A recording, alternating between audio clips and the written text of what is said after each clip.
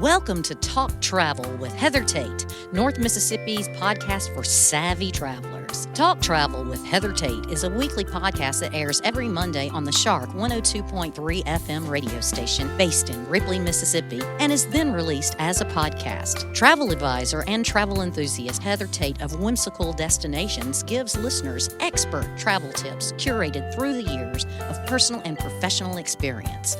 By clicking subscribe, you'll have a new travel tip to add to your collection delivered to your podcast library every Monday. Talk Travel with Heather Tate is brought to you by Sun Bear Studio. Sun Bear Studio is a boutique recording studio in the heart of Ripley, Mississippi. When you record with us at Sun Bear Studio, we can mix, master, register, and publish your music, your podcast, or your family story. Email us when you're ready at sunbear@jc.media. This program was recorded at Sun Bear Studio in Ripley, Mississippi. Good morning, Northeast Mississippi travelers. This is Heather with Talk Travel with Heather Tate, and I'm so excited to share with you my adventures and tried and true tips, whether you are also a seasoned traveler, a hopeful traveler, or currently an armchair traveler, meaning you're going to follow along with us from home for now. This is our 111th episode of Talk Travel with Heather Tate. Now, last week I shared with you all about Logan's trip to the Biltmore, his birthday trip to the Biltmore, which is just an amazing experience. And if you have not been, I really encourage you to go back and listen to that episode. Well, this week, I'm going to talk to you about another birthday trip that I had the pleasure of going on and planning. And so this week is all about the island of Curaçao. Now, if you remember a few weeks ago, I shared with you some hurricane planning tips if you're traveling during hurricane season. And I told you about the ABC Islands, Aruba, Bonaire, Curaçao. You remember a few weeks ago we talked about that? Well, today's all about Curaçao. And I took my mother for her birthday trip, even though I told you how old Logan's birthday was. I'm not going to share with you my mother's because she listens and she will get on to me. But we had an amazing trip. This is actually our third annual birthday trip that my mother and I have done together. We went to the Bahamas 2 years ago. Last year we went to Jamaica, and this year we went to Curaçao. This was my first time to go to this beautiful island. Now, I've been to Aruba, and if you travel to Aruba, then there's going to be some similarities. Both are outside the hurricane belt. Our weather, when I say our weather, was amazing. It was spectacular. And again, we just went. So we went during hurricane season. Weather is great. It is so far south that it is very unlikely that a hurricane will be anywhere near it. So like when the hurricane passed through much of the Caribbean, Hurricane Beryl, the first week of July, we talked about that a few weeks ago, the weather in Curaçao was sunny and dry the entire time. So if you've been to Aruba, it's very similar. It feels like more arid to me, almost like Arizona meets the Caribbean. So think about that. So it's a drier heat. I did not sweat nearly as much as I do when I go to other parts of the Caribbean that are more humid, like I feel like Jamaica, Grenada, St. Lucia, the Bahamas. So Curaçao is a drier heat. It is a Dutch island. That also makes it unusual because Aruba is that way as well. So it was settled in 1499. First settled by the Spanish and then later by the Dutch. And so there is such a strong Dutch influence here. And so if you're like, I like the idea of going somewhere that has a European feel, they just gained their independence from the Netherlands in 2010. So when I say like there is a strong Dutch influence, there really is. And there's still strong connections there with the Netherlands. I personally love the Netherlands. And in Amsterdam particularly, we traveled there several years ago, and I have a whole episode about that. But it is like Amsterdam meets the Caribbean. So excellent food. This is a foodie destination. So if you're like, where do I go in the Caribbean? I want amazing food. Curaçao is going to be high up on the list for me. The downtown of Willemstad, phenomenal. It's gorgeous and, very good reason. It is considered a UNESCO World Heritage Site. So very European. My mother, who went with us when we went to Amsterdam in the Netherlands several years ago, she absolutely loved it. She said this is her favorite resort in the Caribbean she's been to so far. Remember, I told you she's been to 3 islands. I have now been to every single Sandals resort and island in the Caribbean. And I will also say it is one of my favorites. Before I went, I was like, I know I'll enjoy it. It's going to be great. But there's so much here that I feel like it's different. different that it is a must see. Sometimes people think like, well, every island in the Caribbean does have its own unique style and flavor, and I agreed to that. But Curaçao really feels like it stands apart. The people extremely friendly. I felt like the entire island was very friendly. It's great for exploring. We actually rented a car. We had some friends who were there traveling too. They rented a car for the day. I loved this island and resort so much, Sandals Royal Curaçao, that I'm going again.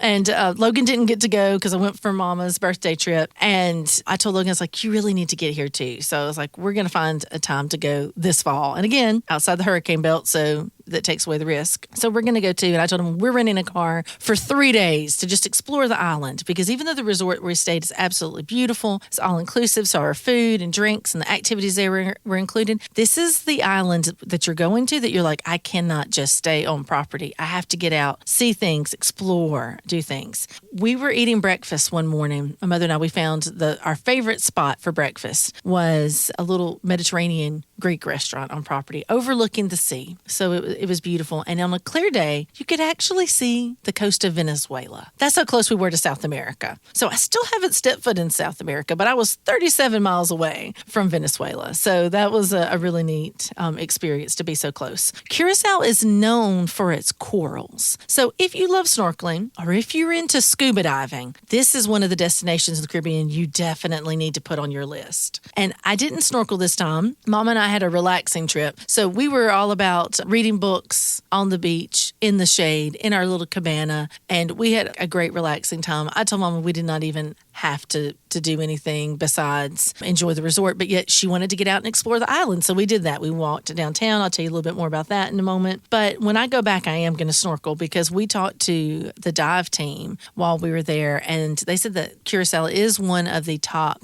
scuba diving destinations, not just in the Caribbean, but worldwide. And that divers, when they come there, are always going to come back because there's just so much to see. I am a huge fan of sea turtles, not as much as my husband Logan, who loves them even more than I do, but 5 of the 7 species of sea turtles live in the surrounding areas, the surrounding waters of Curaçao. When we went downtown, I noticed that my mother, she's a shopper. So she is more about shopping and souvenir hunting than she is scuba diving and snorkeling. So I wanted to do the excursions and the activities that she would love, and going downtown and browsing in the shops, that is right up her alley. So that's what we did. We went and looked at the beautiful architecture, had some snacks. Like I said, very foodie scene, so lots of great food off property as well. And we wanted to explore the downtown with the beautiful pastel-colored homes that look like, again, Amsterdam moved to the Caribbean. There's also this really cool bridge we walked across so that you can feel it moving, the Queen Emma Pontoon Bridge. On the edge of it, there's a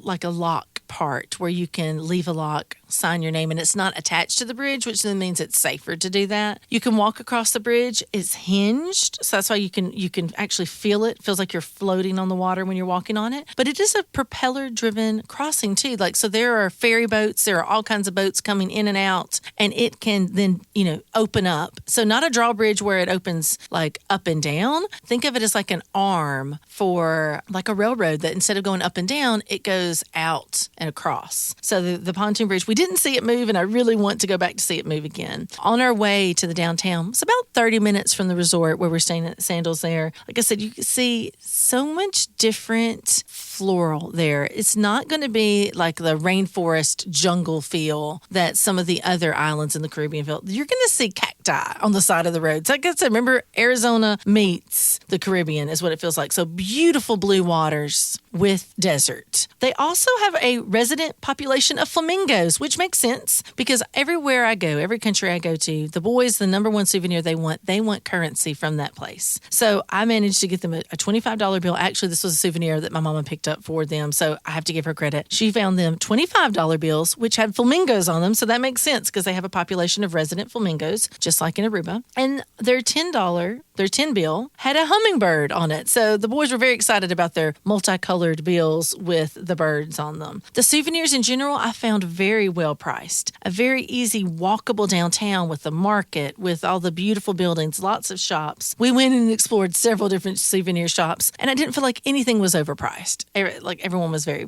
friendly, spoke English. We had American dollars that we didn't have to change over for anything. We just used them. And then we could get, in most cases, we could get American dollars back, but I wanted to have their currency back for souvenirs. Another interesting thing I thought about them is all their fresh water used on the island is distilled from seawater. I thought that was cool. So there's so much about the island of Curaçao that I didn't explore. We were there for a very short trip, for Mama's birthday trip. We just did 4 days and 3 nights. Now, when we went, we only had the option of going through one airline, which was, we did American Airlines, and we went through Miami. It was a pretty tight connection. Here's a free tip that I'm going to give you from one travel advisor and frequent traveler to you. If you plan a trip to Curaçao and you're like, we've got a really tight connection, it may be worth it to you to fly down to Miami the night before. Then that way, you're not going to be rushed. We were very rushed, and we barely made our connection because there was a change in the flight on our initial flight, and it was delayed by 50 minutes. So we would have had a lot more time, but that layover was definitely cut back. Now, there is a later flight that afternoon. So that's another thing that when we go back, when Logan and I go back, I was like, we're not taking that early flight in from Miami. We're taking the second flight. So that's another option too. If you did the earlier flight, you do at least have the option that there was one more flight that day. I do have a feeling that they're going to be adding more flights there. There's talk soon that maybe Delta will be flying there nonstop from Atlanta. So that's something to keep checking back on. Also, sometimes depending on the time of year you go, there could be more flights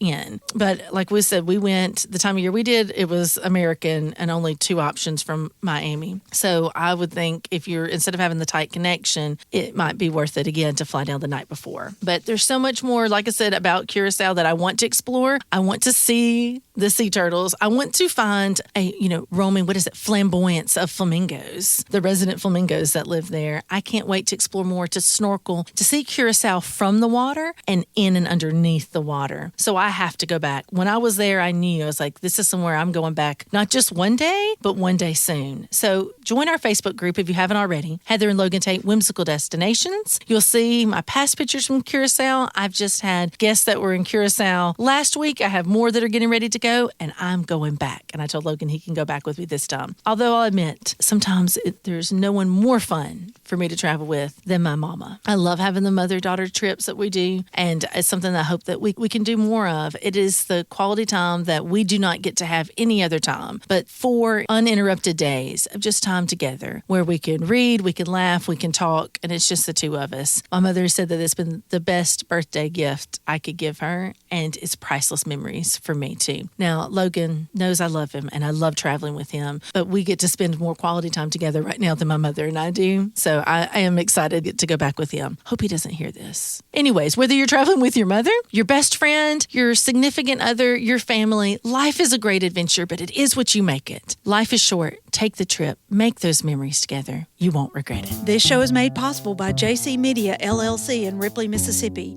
JC Media owns the Shark 102.3 Classic Rock FM radio station where the show is hosted, and Sun Bear Recording Studio where the interviews are recorded.